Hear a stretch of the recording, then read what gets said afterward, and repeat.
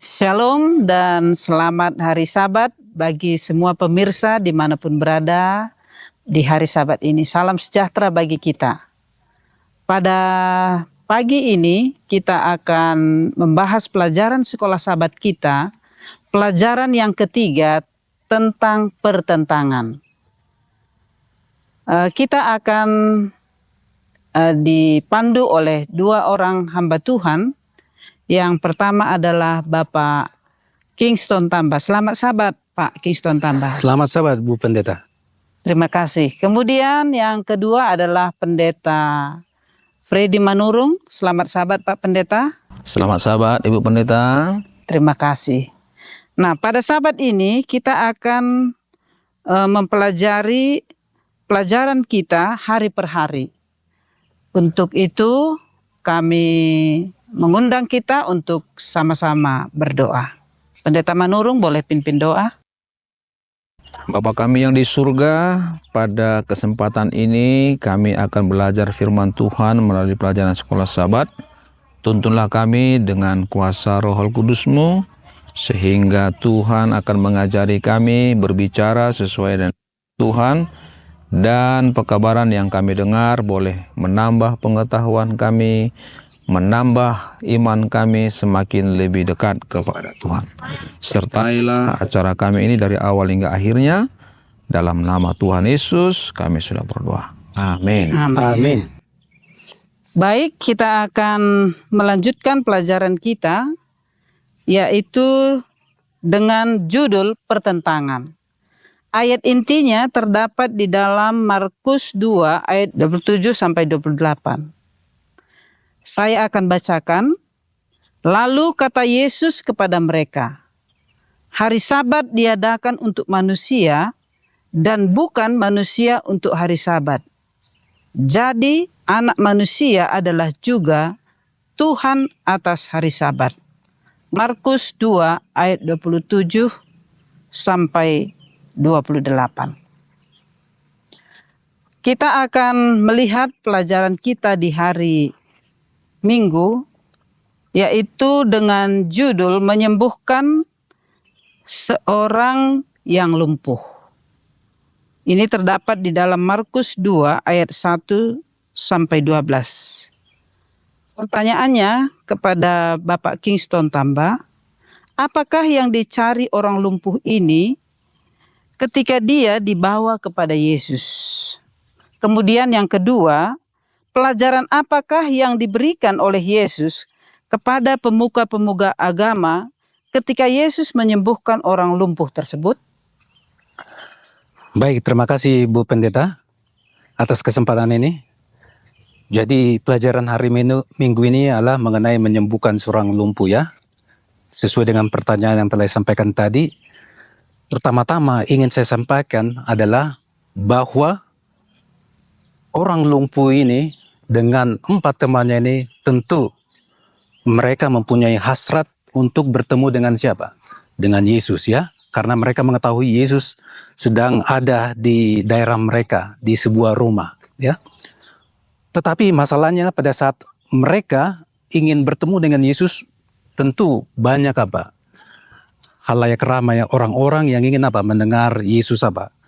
Berbicara, berkhotbah ya pada saat itu. Padahal bisa kita katakan mereka ini mempunyai iman ya kepada apa? Kepada Yesus. Jadi mereka berupaya untuk dapat masuk ke rumah ini. Jadi langkah yang mereka ambil ya, mereka supaya bisa masuk ke rumah ini lewat apa? Lewat atap ya. Mereka membongkar atap ini, kemudian menurunkan orang yang sakit lumpuh ini ya di hadapan siapa? Di hadapan Yesus ya.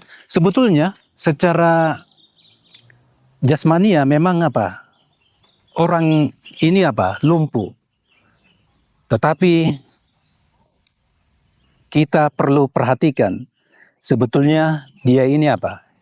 Ingin disembuhkan secara apa? Secara rohani ya.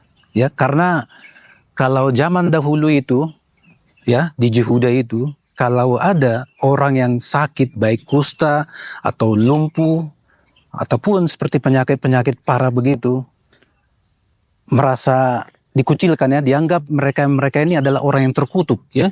Makanya dia merasa perlu dipulihkan secara rohani ya. Makanya Yesus mengatakan ya, ketika Yesus melihat iman mereka, Yesus berkata, dosamu telah diampuni ya. Kebetulan ada ahli Taurat dan orang Farisi di situ ya yang hadir. Loh, siapakah orang ini ya? Kenapa dia mengatakan dosamu dia sudah diampuni ya? Apakah dia menghujat Allah ya? Ini artinya ahli Taurat dan orang Farisi tidak mengerti bahwa orang yang di hadapan mereka itu adalah Yesus anak Allah ya.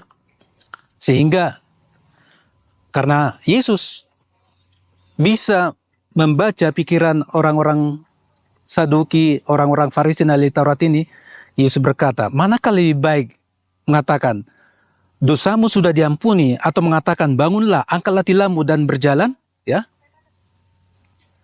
Tentu orang-orang Farisi, ahli-ahli Taurat dan pemuka-pemuka agama ini jadi terkejut juga. Loh, kok bisa mengetahui apa yang di pikiran saya ya, di pikiran kami ya?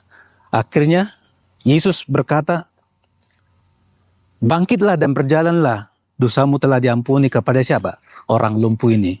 Akhirnya dia bisa berjalan dan bangkit ya. Kemudian kita ketahui orang lumpuh ini sangat bersukacita dan dia bisa menjadi saluran berkat kepada orang-orang lain yang rindu akan pertobatan dan mengenal kebenaran Tuhan ya, Injil kekal ya. Jadi pelajaran yang kita ambil di sini yang menjadi pelajaran juga bagi ahli-ahli Taurat ini ialah bahwa Tuhan menginginkan pertama-tama bukan hanya kesehatan fisik ya, tetapi pengampunan ya. Kemudian pertobatan, supaya dengan demikian kita dapat sehat secara secara rohani. Mari kita baca di dalam Yakobus 1 ayat 27. Ibadah yang murni dan yang tak bercacat di hadapan Allah Bapa kita ialah mengunjungi yatim piatu dan janda-janda dalam kesusahan mereka dan menjaga supaya dirinya sendiri tidak dicemarkan oleh dunia. Jadi, saudara-saudara, inilah yang ditekankan oleh Yesus Kristus, bagaimana kita dapat mendekati orang-orang yang lemah, ya. Jangan kita dipengaruhi atau terjerumus dengan ajaran-ajaran yang salah, ya. Bentuk-bentuk agama yang salah, sehingga kita disesatkan, ya. Jadilah kita menjadi pengikut Yesus di dalam cara memberikan pengajaran yang benar. Kira-kira demikian yang bisa saya sampaikan, Ibu Pendeta. Baik, terima kasih Pak Kingston. Kemudian kita akan lanjutkan pelajaran kita di hari Senin, yaitu mengenai pemanggilan Lewi dan pertanyaan mengenai puasa. Pelajaran kita ini dibahas dari Markus 2 ayat 13 sampai 22. Pertanyaannya, Pak, cara pendekatan apakah yang harus kita lakukan bagi orang-orang yang dianggap sebagai profesi yang sama seperti pemungut cukai, dan juga tentang puasa? Boleh Pak dijelaskan? Baik, terima kasih Bu Pendeta. Jadi kita kalau baca dalam Markus 2 ayat 13 sampai 22 itu dikisahkan tentang Yesus pada awal dia sudah diurapi, dia sedang mau mencari murid-murid ya, untuk dapat membantu pekerjaan misi. Jadi pada saat itu dia ingin mendekati seorang yang bernama Matius Lewi ya. Kebetulan Matius Lewi ini adalah seorang pemungut cukai ya. Jadi zaman dahulu itu pemungut cukai ini adalah di bawah pemerintahan lokal dari Romawi ya. Kita tahulah kalau dikatakan pemungut cukai ini tanda kutip negatif ya. Itulah pemikiran di benak kita ya. Memang kenyataannya begitu. Jadi pada saat itu orang-orang Yahudi beranggapan ya, pemungut cukai ini adalah pekerjaan yang yang kotor atau najis ya. Jadi Kenapa mereka beranggapan demikian? Karena mereka ditagih lebih dari apa? Sewajarnya, ya. Jadi saat itu, saat Yesus masuk ke rumah Matius Lewi ini dan makan bersama-sama dengan mereka, maka kebetulan ada orang-orang Farisi, Saduki dan ahli Taurat menyoroti peristiwa ini. Mereka berkata, mengapa dia makan dengan orang berdosa, seorang pemungut cukai? Ya. Dan Yesus tidak menyangkal dengan apa yang disampaikan oleh siapa? Oleh para pemuka agama ini. Tetapi dia berkata kepada mereka, ya, bukan orang sehat yang membutuhkan, orang sehat yang membutuhkan tabib, tetapi apa? Orang sakit, ya. Ya betul ya, secara fisik juga nggak mungkin orang yang sehat yang membutuhkan tabib ya, atau dokter ya, tetapi apa? Orang sakit. Demikian juga secara apa? Kerohanian ya. Sakit secara rohani, maka diperlukan tabib ya, yaitu Yesus ya, ingin menyembuhkan apa? Seorang yang sakit ini ya. Ya selama ini mungkin dia tidak mengetahui ya, kurang paham mengenai profesi yang sudah salah dia lakukan, perlu dikasih apa? Pemahaman ya. Dikasih mana yang kurang tepat, mana yang harus diperbaiki ya. Jadi pekerjaan profesi seperti itu pada zaman sekarang ini masih ada juga ya. Ada cukai kalau di pelabuhan ya. Kalau orang-orang di situ katakan sangat basah gitu ya. Banyak pendapatan di luar yang sewajarnya, seperti itu. Atau di pajak ya, kadang-kadang ada transaksi pajak, kadang ya ada permainan bisa memperoleh keuntungan seperti itu. Nah, di situ kita sebagai anggota gereja, katakanlah kita mempunyai peran di sana untuk memberikan pemahaman. Jangan kita seperti ahli-ahli Taurat ini langsung menuduh mereka adalah tidak benar, tetapi kita berikanlah pemahaman apa yang harus dilakukan ya, supaya mereka sedikit demi sedikit memperbaikinya dan kemudian melakukan kebenaran itu ya. Dan itulah Yesus lakukan. Akhirnya Matius Lewi ini bisa kita lihat dia bisa menjadi murid Yesus ya, yang ikut membantu pekerjaan Tuhan. Kemudian mengenai mengenai puasa ya. Kadang-kadang ahli-ahli Taurat maupun orang-orang Farisi dan pemuka-pemuka agama ini salah menafsirkan arti puasa ini ya, dan beranggapan bahwa mereka yang benar ya, sehingga pada saat murid-murid Yesus tidak berpuasa, mereka menuduh bahwa murid-murid Yesus ini tidak benar ya. Makanya Yesus memberikan atau menanggapinya dengan sebuah ilustrasi mengenai pesta pernikahan ya. Bahwa memang kalau di pesta itu nggak mungkin melakukan puasa, jadi bukan pesta lagi namanya, tidak ada lagi tidak ada lagi kemeriahan yang terjadi. Tetapi ada waktunya ya, bahwa setelah pengantin pria itu tidak lagi, dalam hal ini Yesus menyatakan dirinya nanti disalibkan kemudian diangkat ke surga ya, maka disitulah pergumulan itu cukup besar ya. Yesus ingin menekankan jangan kita seakan-akan berpuasa itu menganggap kita sudah suci atau benar oleh karena kita melakukannya dengan salah menuduh orang tidak berpuasa. Tetapi bila mana kita nanti di masa-masa akhir ini, pada saat kita penuh dengan pergolakan, kita perlu lebih kuat lagi melakukan penyerahan diri kepada Tuhan. Yaitulah puasa, supaya kita lebih fokus kepada siapa? Kepada Tuhan. Dengan demikian kita bisa menang di dalam peperangan iman ya. Dan itulah ditekankan supaya kita jangan salah-salah doktrin dengan ajaran sesat yang diberikan oleh ahli-ahli Taurat dan pemuka-pemuka agama ini yang sudah sesat.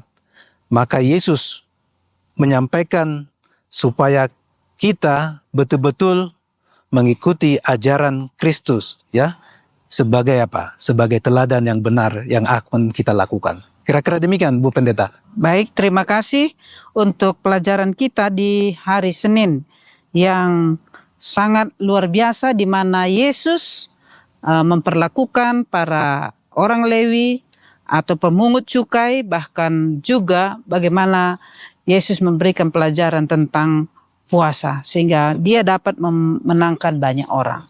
Nah, kemudian kita akan lanjutkan pelajaran kita di hari Selasa oleh Pendeta Freddy Manurung, di mana pelajaran kita di hari Selasa ini dengan judul Tuhan atas hari Sabat. Pelajaran ini diangkat dari Markus 2 ayat 23 sampai ayat 28. Di mana orang Yahudi menuduh para murid Yesus berbuat sesuatu yang tidak diperbolehkan pada hari Sabat, yaitu dengan memetik gandum pada hari Sabat. Menurut Pendeta Manurung, bagaimanakah menerangkan tentang hal tersebut? Kami persilakan, Pak. Baik, terima kasih Ibu Pendeta sudah memberi kesempatan kepada saya dan menanyakan sesuatu hal yang penting di pelajaran kita pada hari Selasa. Tuhan atas hari Sabat. Jadi dengan kata lain, bahwa kata Tuhan di sini adalah seorang yang superior, seorang yang punya otoritas, pencipta langit dan bumi. Jadi Tuhan atas hari Sabat, bahwa dialah yang menciptakan hari Sabat. Dengan kata lain, bahwa Tuhan tahu untuk apa sih hari Sabat itu diciptakan. Nah, pada satu saat Yesus berkata di dalam Markus pasal 2 ayat 27 dan 28, firman Tuhan berkata demikian. Lalu kata Yesus kepada mereka, hari Sabat diadakan untuk manusia dan bukan manusia untuk hari Sabat. Jadi anak manusia adalah juga Tuhan atas hari Sabat. Nah, kenapa Yesus sampai mengatakan firman ini? Karena ada situasi kondisi yang terjadi di perjalanan pelayanannya. Yang pertama di sini adalah di mana Yesus bersama dengan murid-muridnya sedang melintas di sebuah ladang, tetapi murid-muridnya memetik gandum pada hari Sabat. Apa yang terjadi? Orang Farisi bertanya kepadanya, lihat mengapa mereka berbuat sesuatu yang tidak diperbolehkan pada hari Sabat. Seakan-akan murid-muridnya itu melanggar hari Sabat, kesucian hari Sabat. Lalu bertanya kepada Yesus. Nah, kemudian di dalam Markus pasal 3 ayat 1 sampai 6, di sini juga Yesus menyembuhkan orang sakit pada hari Sabat. Nah, dua peristiwa ini menjadi pertanyaan besar orang-orang Yahudi, para ahli Taurat. Nah, bagaimanakah kita menyikapi ini sebagai umat Tuhan yang hidup pada zaman sekarang ini? Nah, saya mau menyampaikan sesuatu pembahasan kepada kita. Memetik gandum pada hari Sabat ini bukanlah sebuah pekerjaan yang rutinitas. Ya, ketika Yesus bersama dengan murid-muridnya, mereka dalam perjalanan dari satu daerah ke daerah yang lain. Mereka melintasi ladang, di mana ladang itu ada gandum. Dan sebelum mereka tiba di suatu tempat yang mereka tuju, maka mereka memetik gandum pada hari Sabat dan mereka bersama-sama dengan Yesus.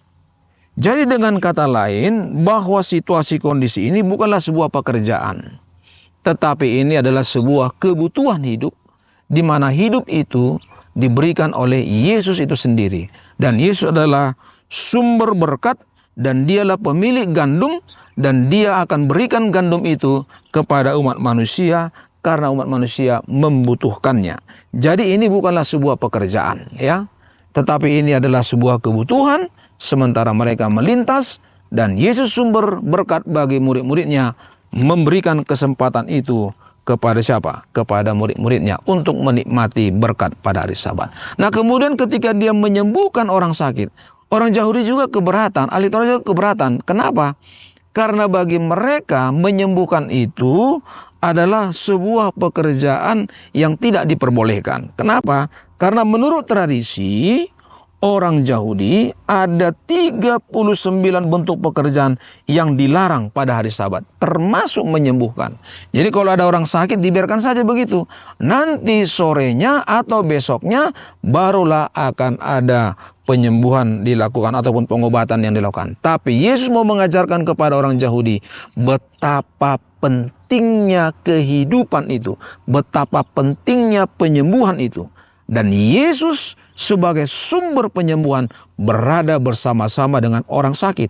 Dan Yesus mau menunjukkan bahwa hari Sabat juga adalah berkat penyembuhan yang Tuhan berikan kepada orang sakit. Jadi bukan hanya kepada hari Minggu, Senin, Selasa, Rabu, Kamis, atau Jumat Yesus bisa menyembuhkan orang. Tetapi Yesus menyembuhkan orang ketika iman orang itu datang kepadanya. Termasuk juga pada hari Sabat. Jadi alangkah baiknya di hari Sabat kalau ada orang sakit kita boleh melawat dia, mendoakan dia. Karena bagi Yesus penyembuhan fisik dan rohani itu sangat penting. Ketika orang datang kepadanya maka orang itu Tuhan akan berikan berkat yang khusus kepadanya. Itulah yang mau Yesus katakan bahwa dia adalah Tuhan harta hari Sabat. Dia harus memberikan apa yang menjadi kebutuhan orang pada hari Sabat. Karena Yesus melepaskan belenggu-belenggu dosa apalagi pada hari Sabat. Kira-kira demikian Ibu Pendeta atas penjelasan saya. Terima kasih Pak Pendeta untuk keterangan pelajaran kita di hari Selasa. Kemudian kita akan lanjutkan pelajaran kita di hari Rabu, yaitu dengan judul Kisah Selang-seling di bagian 1. Pelajaran penting apakah yang dapat Pak Pendeta sampaikan sehubungan dengan pelajaran kita di hari Rabu ini? Kami persilakan Pak Pendeta. Baik, berbicara tentang judul Kisah Selang-seling bagian pertama ini terdapat dalam Markus pasal 3 ayat 20 sampai ayat 35. Kenapa disebutkan selang-seling? Karena dalam peristiwa ini ada 3 peristiwa yang Yesus coba terangkan kepada mereka. Yang pertama itu adalah ayat 20 dan ayat 21. Ini berbicara bagaimana Yesus masuk ke sebuah rumah di mana di situ berkumpul orang banyak lalu mereka makan. Dan juga kaum keluarganya ada di sana. Jadi ini adalah sebuah kekeluargaan. Itu ayat 20 dan 21. Kemudian dalam ayat yang berikutnya, ayat 22 sampai kepada ayat 30, Yesus dituduh oleh para ahli Taurat bahwa kuasa yang dia miliki itu adalah kuasa Beelzebul. Beelzebul itu adalah pemimpin iblis. Ya, pemimpin iblis. Jadi dengan kata lain bahwa penghulu setan memberi kuasa kepada Yesus untuk melakukan mujizat-mujizat yang terjadi. Itu bagian yang kedua. Lalu bagian yang ketiga itu di ayat 31 sampai kepada ayat 35. Ini berbicara tentang keluarga Yesus juga.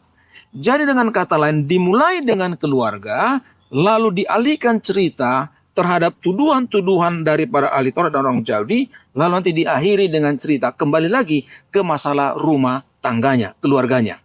Nah sekarang yang kita mau lihat adalah apakah yang sedang dibahas di tempat ini. Yesus sedang membahas bahwa dia ingin keluarganya adalah keluarga yang diberkati oleh Tuhan.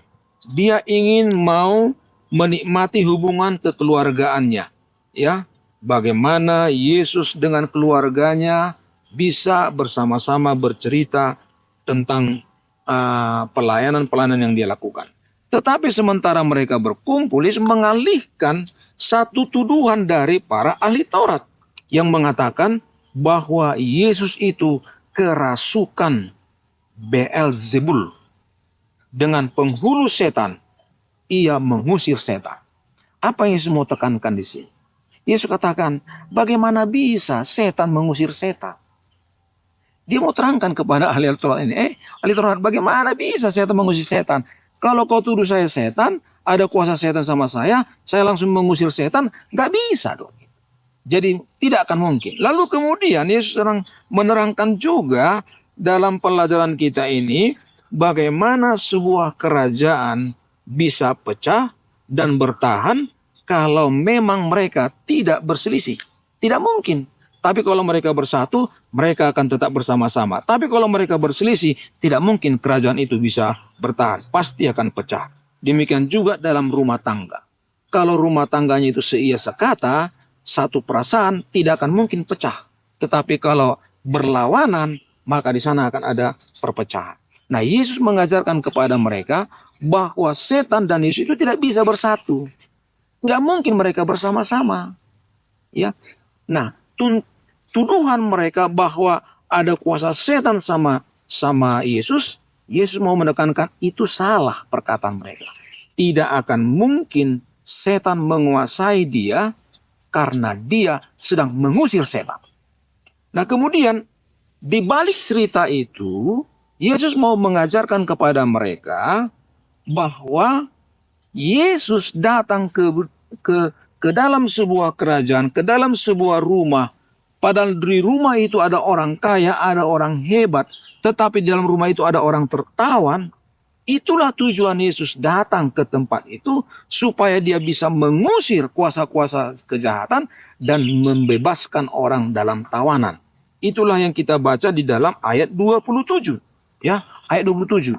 Yesus sedang menunjukkan kuasanya kepada orang-orang Yahudi dan ahli Taurat itu bahwa dia sanggup mengusir setan dan melepaskan yang orang ditawannya, termasuk mereka, tapi mereka tidak sadar akan hal itu.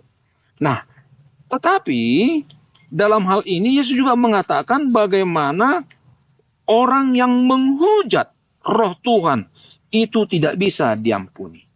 Untuk apa itu Yesus ajarkan kepada mereka? Ya, dosa yang tidak dapat diampuni adalah dosa melawan Roh Kudus. Yesus mengajar mereka bahwa pekerjaan Roh Kudus bukanlah pekerjaan setan.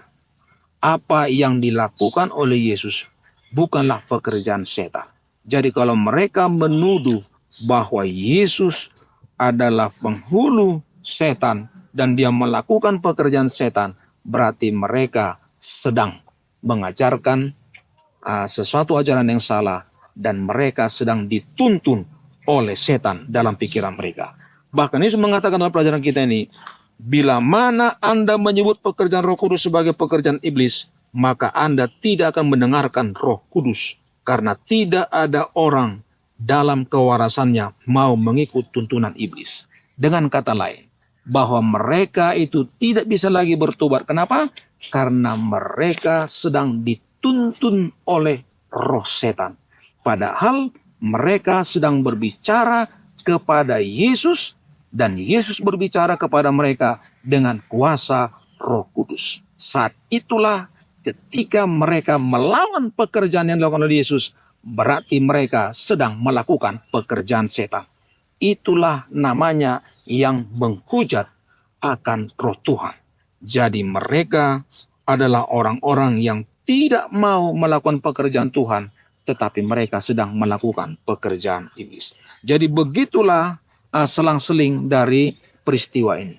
Nah, kita akan lihat bagaimana pelajaran yang berikutnya yang akan kita pelajari di hari yang akan datang. Terima kasih. Itulah pelajaran yang bisa dapat saya sampaikan. Baik, terima kasih Pendeta Manuru untuk keterangan pelajaran kita di hari Rabu. Selanjutnya kita akan belajar di hari Kamis yang akan kita dengarkan dari Bapak Kingston Tambah tentang kisah selang-seling bagian yang kedua yang terdapat di dalam Markus 3 ayat 20 sampai 21. Sebagai pertanyaannya adalah, sejauh manakah pemahaman keluarga Yesus mengenai karakter Yesus dan pelajaran apa yang keluarga-keluarga Kristen bisa petik dari pelajaran kita di hari Kamis ini? Silakan Pak. Baik, terima kasih Bu Pendeta. Ya, ini kisah selang-seling bagian kedua ya. Tadi Pak Pendeta Manurung sudah cukup jelas menyampaikan di kisah selang-seling bagian pertama, karena berhubungan ya, nyambung ya, bahwa ada pertemuan ya di sebuah rumah. Keluarga Yesus juga hadir di sana, termasuk ahli-ahli Taurat ya, dan orang-orang Farisi. Di mana kalau kita lihat sekilas ini bahwa seakan-akan berhubungan dengan bahwa Yesus itu bersongkol dengan iblis, yaitu Beelzebul tadi ya. Dia menggunakan kuasa iblis. Tadi sudah cukup jelas disampaikan oleh Pak Pendeta. Dan ini juga seakan-akan bahwa keluarganya juga jadi ikut menganggap Yesus ini ada kelainan ya, atau ketidakstabilan mental dalam dalam hidupnya. Kenapa demikian ya? Pada saat di rumah itu semua makan, kelihatannya Yesus sibuk dengan untuk menyampaikan firman Tuhan, mengajar untuk untuk menguatkan orang-orang yang hadir pada saat itu untuk mendengarkan firman Tuhan ya. Jadi sebetulnya kita sebagai sebuah keluarga harus saling mengenal ya, kakak adik. Nah, karakter biasanya kita bisa tahu. Misal seperti saya, ya bisa kita lihat kakak saya gimana karakternya atau sifatnya adik saya ya. Dari situ kita bisa mengetahuinya dan mendekatinya dengan dengan baik bila mana ada sebuah persoalan yang bisa kita selesaikan ya. Jadi yang saya ambil dari pelajaran ini bahwa sebetulnya saudara-saudara Yesus ini atau keluarga harus mengenal bahwa Yesus ini datang ke dunia ini mempunyai misi yang untuk sebagai anak Allah, untuk melakukan penebusan. Kemudian setelah itu banyak jiwa-jiwa yang mengikut keselamatan itu. Oleh karena jangan sia-sia akan penebusan yang Tuhan atau Yesus lakukan. Dan Yesus mengajarkan kebenaran-kebenaran agar semua pendengarnya paham mana ajaran yang benar, mana ajaran yang salah ya. Sebetulnya itu ya. Tetapi yang saya soroti di sini ialah bahwa misi Yesus adalah dia menekankan mengenai saudara secara rohani di sini ya. Ya, ketika di dalam Markus 3 ayat 31 sampai 35 dikatakan bahwa orang banyak mengatakan ibumu dan saudara-saudaramu lagi datang ya. Di luar ada untuk menjenguk guru katanya. Tetapi apa yang Yesus katakan? Bahwa ibuku dan saudara-saudaraku adalah mereka yang mengikuti teladan Tuhan ya, atau melakukan kehendak siapa? Kehendak Allah ya. Bisa kita ambil di sini ya sekilas bahwa acap kali kita di sepanjang sejarah kehidupan kita bahwa kita mendapati diri kita merasa terasing ya dari kerabat kita ya. Contoh kita juga mungkin di dalam gereja ya, ada mungkin orang-orang atau anggota gereja yang merasa terasing karena kita kurang pendekatan. Seperti hal-hal ini yang kita bisa kita bisa lakukan supaya mereka menganggap kita ini keluarga. Itu sebetulnya inti pelajaran di hari Kamis ini yang Yesus sampaikan ya.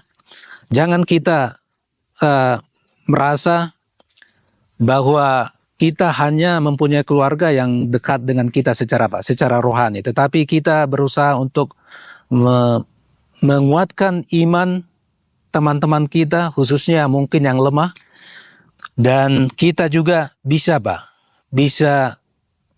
melakukan pengabaran Injil kepada orang-orang yang rindu akan kebenaran. Itulah yang ditekankan oleh Yesus di dalam pelajaran hari Kamis ini ya. Jadi biarlah kita dapat mendefinisikan lebih baik lagi arti makna keluarga, ya, bahwa Yesus adalah saudara sulung kita, ya. Dia telah melakukan apa? Yang terbaik, ya, bagi apa? Bagi kehidupan kita melalui apa? Kematiannya, contoh yang baik.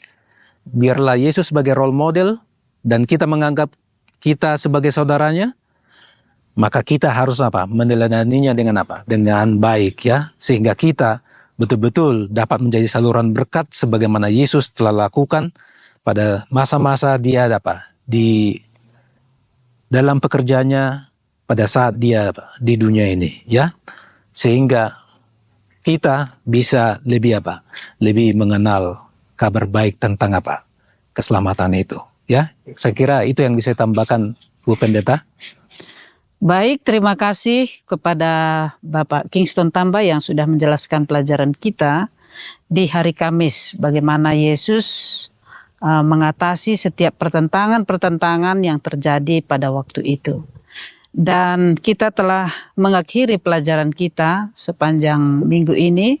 Kami berikan untuk closing statement bagi masing-masing narasumber kita untuk dapat kita terapkan di dalam kehidupan kita. Kami berikan waktu kepada Pendeta Pak Kingston Tamba. Baik, terima kasih Bu Pendeta. Iya, jadi dari pelajaran kita sepanjang minggu ini, ya, bahwa tentu banyak ajaran-ajaran sesat, ya, yang menimbulkan banyak pertentangan. Untuk itu, marilah kita senantiasa selalu berpatokan kepada kebenaran yang Yesus telah berikan bagi kita. Supaya dengan demikian, apa yang Tuhan telah berikan melalui teladan Yesus Kristus bagi kita, kita dapat apa? Kita dapat ikuti, ya, bahwa ada kasih, ya, yang diberikan, ada pengampunan yang diberikan, sehingga kita dapat menyelamatkan banyak jiwa-jiwa yang datang kepada apa? Kepada Tuhan, ya. Kita tinggalkan cara-cara orang-orang Saduki, ahli-ahli Tarot dan para pemuka-pemuka agama untuk apa? Untuk mengajar. Tetapi kita ikutilah role model yang Yesus telah berikan, sehingga dengan demikian pekabaran Injil itu cepat tersebar, banyak jiwa-jiwa dimenangkan kepada Tuhan. Kira-kira demikian, ya. Terima kasih Pak Kingston, dan akan dilanjutkan oleh Pendeta Manurung. Baik, pemirsa yang diberkati oleh Tuhan, ketika kita sudah mengikuti pelajaran ini, judulnya adalah pertentangan. Setan tidak suka dengan kebaikan, keselamatan, penyembuhan yang datangnya dari Yesus. Dia mau mengajari orang supaya tidak percaya kepada Yesus. Saya menghimbaukan kepada kita, lihatlah pelajaran ini, bila mana kita setia kepada Tuhan, setan tidak akan senang kepada kita. Akan banyak pertentangan-pertentangan yang kita hadapi. Bersama dengan Yesus, Yesus akan buat jalan keluar dan kemenangan akan menjadi bagian kita. Inilah yang dapat saya sampaikan di akhir pelajaran Sekolah Sabat pada Sabat ini. Terima kasih. Baik, pelajaran Sekolah Sabat kita telah selesai. Kita akan berdoa dipimpin oleh Pendeta Manurung. Kita berdoa. Bapa di surga, kami sudah menyelesaikan pelajaran pada saat ini. Kiranya Roh Kudus-Mu akan memberi kuasa kepada kami, supaya kami boleh mengingatnya, dan kami semakin percaya bersama dengan Yesus dalam perjalanan hidup rohani kami. Kami akan menang, dan kami akan memiliki pengalaman-pengalaman baru. Terima kasih Tuhan, berkati kami senantiasa, berkati umat-umat Tuhan yang mengikuti pelajaran ini dimanapun mereka berada, supaya kami sehat, kami kuat, dan kami setia kepada Tuhan sampai Tuhan datang membawa kami masuk dalam kerajaan surga. Berkati lembaga Unai supaya ini menjadi sarana untuk menyampaikan pekabaran-pekabaran yang indah bagi banyak orang. Inilah doa kami, dalam nama Tuhan Yesus kami berdoa. Amin.